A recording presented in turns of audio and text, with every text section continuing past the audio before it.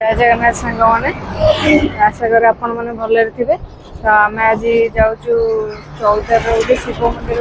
तो चलतु से जावा सांग मैंने चलतु आज जावा वैदेश्वर मंदिर जहाँकि कटक 14 ठार अवस्थित। तो से मंदिर को जावा आठारे थी अलौकिक दृश्य सब अच्छी। तो देखा कौन से अलौकिक दृश्य अच्छी। तो आम ए सीढ़ी पटे धबलेश्वर जावा जो ब्रिज सेपटे अच्छु।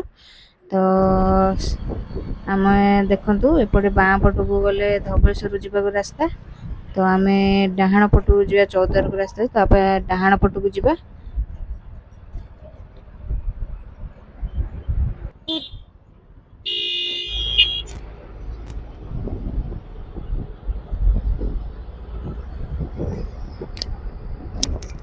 सांग मैंने नई कूल देखिए आम एनएच कड़े बाहर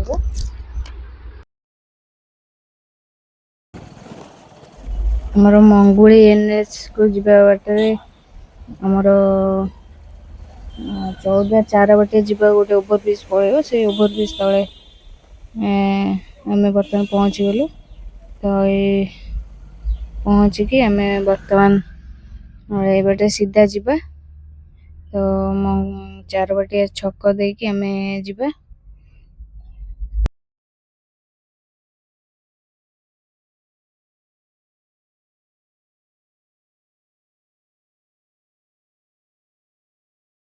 तो बर्तमान आम छक पाखे पहुँची गलु। तो ये छक ठारू आम डाहाण पट को जावा।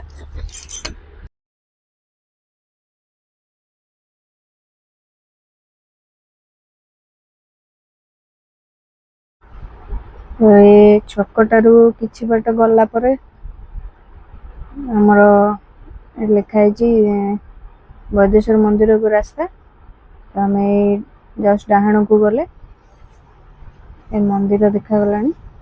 तो चलतु जावा।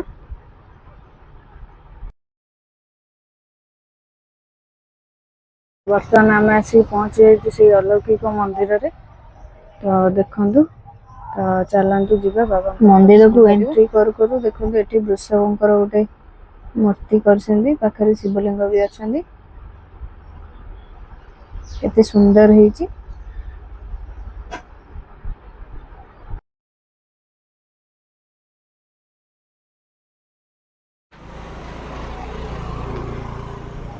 देखो ये प्रभु गणेश छोट मंदिर निर्माण कराई।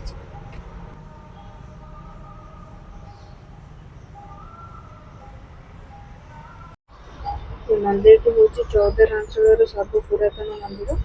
ये मंदिर पछपटे एमती एक कूह और पोखरी अच्छी जो कि पाटा ऑटोमेटिक झरिकी रोचे।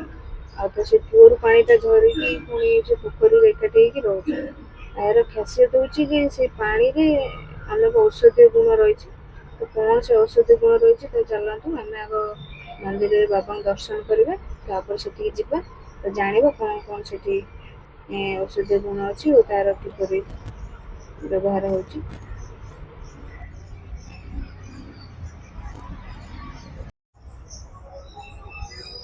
सकाल टाइम नना पूजा अर्चना कम चल एपटे देखु मंदिर उपरे शिवलिंग किपर ये सुंदर देखा। चलतु जावा मंदिर भीतर को देखिए।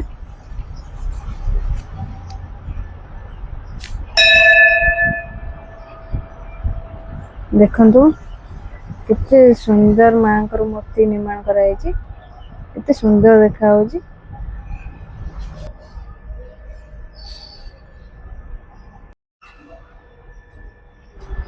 ये बाबा को दर्शन करंतु बाबा वैदेश्वर।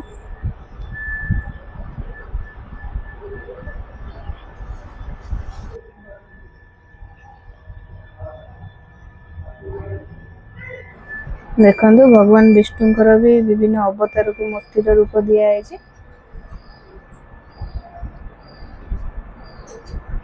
एपटे लक्ष्मी नारायण देखु केते सुंदर मूर्ति दर्शन करंतु।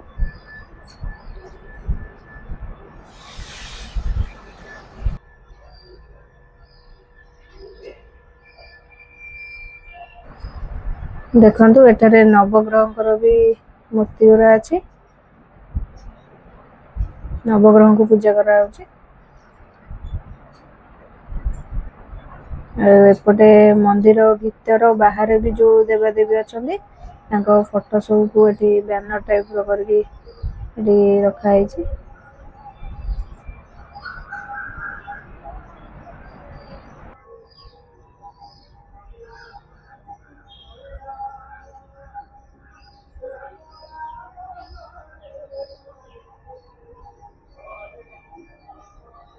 ଏଠାରେ ମଧ୍ୟ ପ୍ରଭୁ ହନୁମାନଙ୍କର ବି ମୂର୍ତ୍ତି ଅଛି।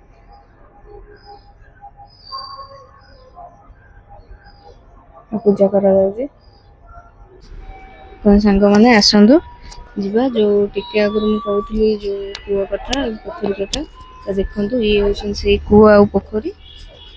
ଏଇ କୂଅର ପାଣି ବ୍ୟବହାର କରିବା ଦ୍ୱାରା ଆମର ପେଟ ଜନିତ ଆଉ ଗ୍ୟାସ ଜନିତ ରୋଗର ସମ୍ପୂର୍ଣ୍ଣ ସମାଧାନ ହେଇପାରୁଛି ଲୋକଙ୍କ କହିବା ଅନୁସାରେ। ଆଉ ଏଇ ପୋଖରୀ ପାଣିରେ ଗାଧେଇବା ଦ୍ୱାରା ଆମର ଚର୍ମ ରୋଗ ମଧ୍ୟ ଭଲ ହେଉଛି।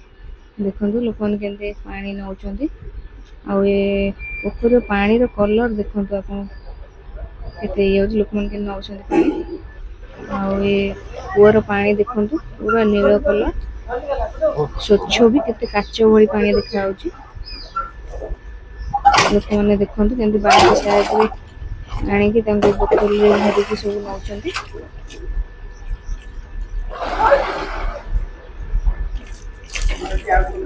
ପୋଖରୀରେ ବି ମଧ୍ୟ ଲୋକମାନେ ଦେଖନ୍ତୁ ଗାଧୁଆ ଗାଧି କରୁଛନ୍ତି। କହୁଛନ୍ତି ଯେ ଦିନକୁ 100 ଲୋକ ମଧ୍ୟ ଆସିକି ଏଠି ବାଲ୍ଟିରେ କାଢ଼ିକି ପାଣି ବୋତଲରେ ଭରିକି ନିଅନ୍ତି।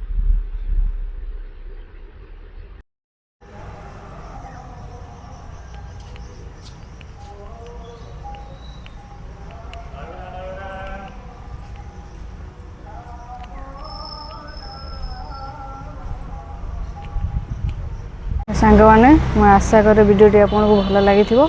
ତ ଏଇ ପ୍ରାକୃତିକ ସୌନ୍ଦର୍ଯ୍ୟ ଆଉ ଏହାର ପାଣି ବିଷୟରେ ତ ଆପଣ ଜାଣିଲେ। ତ ଆମର ଏଇ ବ୍ୟସ୍ତବହୁଳ ଜୀବନରୁ ସମୟ ବାହାର କରି ଟିକେ ଆସନ୍ତୁ, ବାବାଙ୍କ ଦର୍ଶନ କରିବା ସାଙ୍ଗରେ ଏ ଅଲୌକିକ ପାଣିର ବ୍ୟବହାର କରନ୍ତୁ। ଆଶା କରେ ଆପଣମାନେ ବହୁତ ଭଲ ପାଇବା ଦେବେ, ଇଏ କରିବେ। ତ ଚାଲନ୍ତୁ ଦେଖା ହେବା ନେକ୍ସଟ ଭିଡ଼ିଓରେ।